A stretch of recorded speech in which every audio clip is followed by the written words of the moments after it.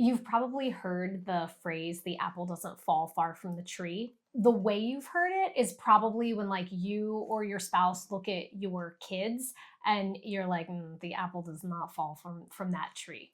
It turns out that that is also true for psychiatric diagnoses and disorders. And Eric and I used to hear this phrase all the time from our clinical supervisor. And yes, we had the same supervisor because that is how we met on our internship. And our shared supervisor would always remind us that the apple does not fall far from the tree.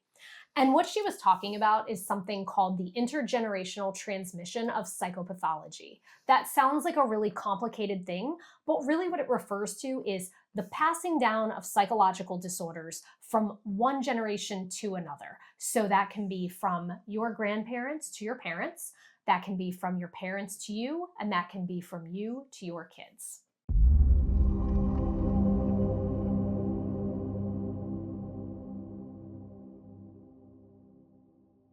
So I'm Dr. Eric Newman, and I'm a licensed clinical psychologist. This is my wife, Dana Torpy Newman, also a clinical psychologist. We work in a bunch of different settings, or we have worked in a bunch of different settings. We're now in private practice. We started this channel because we got tired of trying to address psychological problems one person at a time, and we decided we have knowledge we'd like to share with the world. So we appreciate you watching, and I hope you subscribe to our channel, like these if you like them, and help us continue to make more content that is something you'd be interested in. So Dana and I do work in very different settings, but when it comes to the way kind of mental health challenges get passed down from generation to generation, we see a lot of the same things. It happens for a lot of the same reasons in terms of what we see. The first thing that's probably most obvious that people think about right off the bat is genetics, right? So a lot of mental health disorders and mental health problems, they're highly, highly heritable. So whether we're talking about neurodevelopmental disorders like ADHD and autism, or we're talking about psychiatric disorders like bipolar disorder or schizophrenia, the heritability rate can be as high as like 80%. So it can be, if a parent or some other first degree relative has a particular mental health diagnosis, the chances can be very, very high that the child will also have that, or the patient will also have that. This also applies to siblings as well. So, if one sibling has a diagnosis, you would think that the chances of other children, other siblings having that diagnosis would be smaller. But no, it is actually greater. Once you see one person in a family with a diagnosis, you can probably find multiple people in the family with that diagnosis. Another way that psychopathology gets transmitted across generations is that there can be certain challenges that prevent parents from functioning in ways that then impact their kids. So let me give like a concrete example of that. Let's say that a parent has executive functioning problems. So executive functioning refers to things like task initiation, time management, emotion regulation.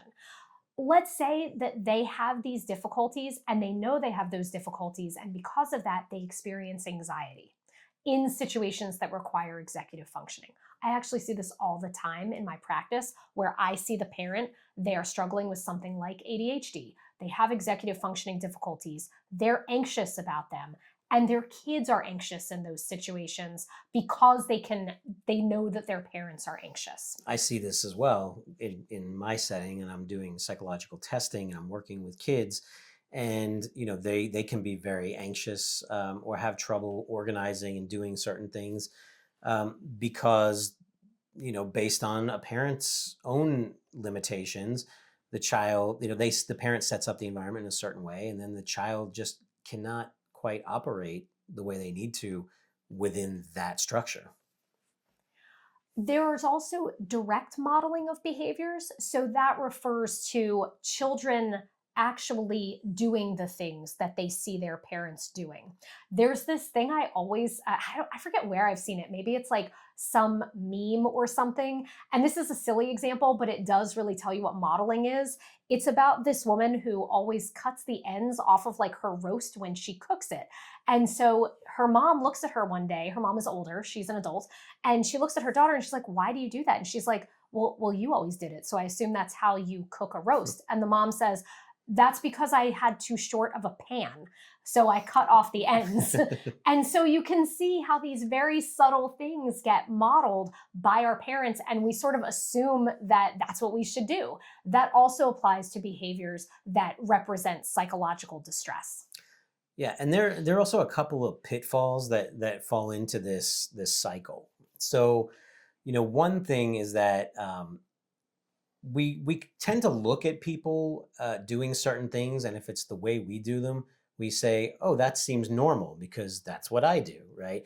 And parents do that with their kids. Like they see their kids behaving a certain way, and perhaps it's something that needs to be addressed, but they don't think about addressing it, and so the cycle continues because it's like, "Oh, that's the way I always did it. That's totally normal, right?" I laugh because there was a situation where Eric did the assessment for a kid, gave the feedback to a client who is now my client, who I love very much. And Eric was like, "Hey, these are the criteria for ADHD." And the parent said to Eric, "Wait, what?"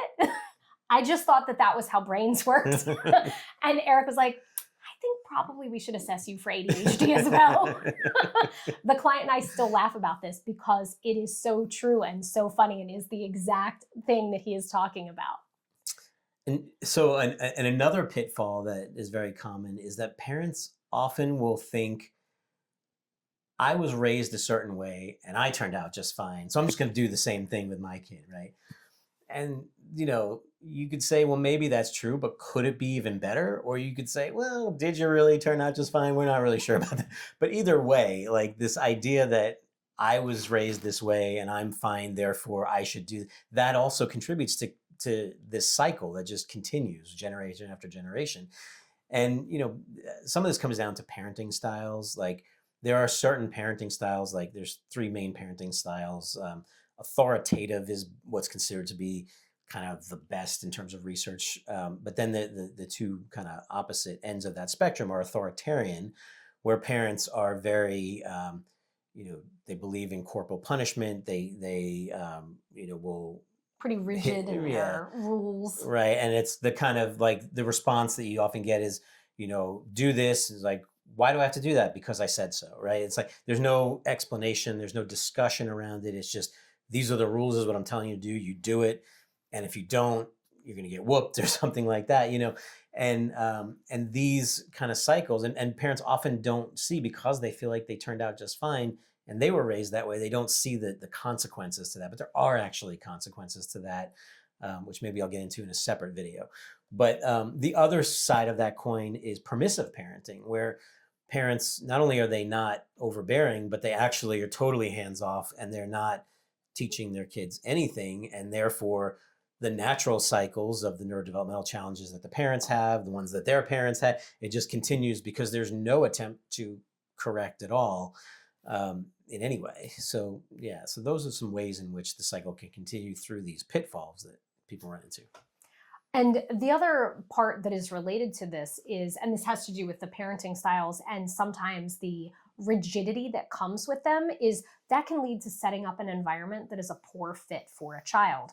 And it's my belief, I talk about this all the time in my practice, that one of the primary reasons that people struggle with psychological distress is that their environment is a bad fit for their brains. So this can be really putting kids at risk if they are not in an environment that is a good fit for them. And there's this idea of like, well, this worked for me, so this should work for you. That really does create a disadvantage for kids if their brains work in a very different way than yours did.